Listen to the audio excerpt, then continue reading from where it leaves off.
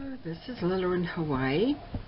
I have another piece of art to show you, and I just picked some bougainvillea, so I'll take that out of the picture, but oh, it's just gorgeous. I wish that it would dry just like that. Oh, but it goes brown and it doesn't last more than about a day. Anyway, I have made another of my painted and stitched pieces of art, and this one is taken from a picture that I did, or took actually, a photograph I took when I was in the south of France, Provence. So I put a little charm there that says France. It's like, and it mimics the window. The way I do these, I think I've explained before, but first of all, what I do is I paint the picture, often from a photograph, not always from a photograph. So I painted this. This was a cottage I saw in the south of France, down near Avignon, and it appealed to me because it was rustic and it had simple lines. So this is the main building, and they always have a big door, and then there was a window here, and then this was sort of a side wing, you might say.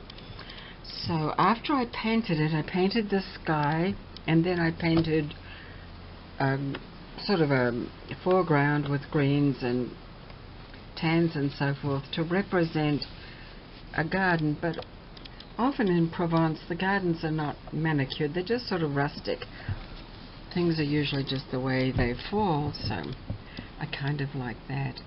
Anyway, I'll just tell you a few of the items I put on here. First of all, I started off by, of course, as I said, painting. Then I used my machine and did some machine stitchery in black to outline the buildings. I had gone ahead and printed some French text, and I did it in reverse just for fun. And then I also took some pieces of, let me see, yeah, some pieces from a French magazine in French. The cottage itself has simple lines. There's some tulle applied to it and some sort of rusticy fibers just to make it look like, you know, the tile.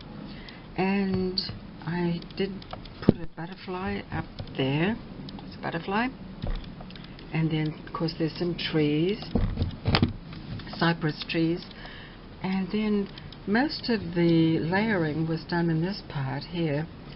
I first started off by doing the painting, then I appliqued, and you can hardly see it, but underneath, just to give it an illusion, I appliqued flowers of different colors under there. Then when I had done that, I stretched some tulle and some lace and some little embroidered pieces of ribbon. I sort of stretched that over the top, and then after that I cut holes in it so that the pieces underneath would peek through. On this side I put a little embellishment with buttons, and here I have, on this side, I put one of Tim Holt's metal pieces that I won from Somerset magazine, where I had put some articles in, and they gave me a chance to get some of those.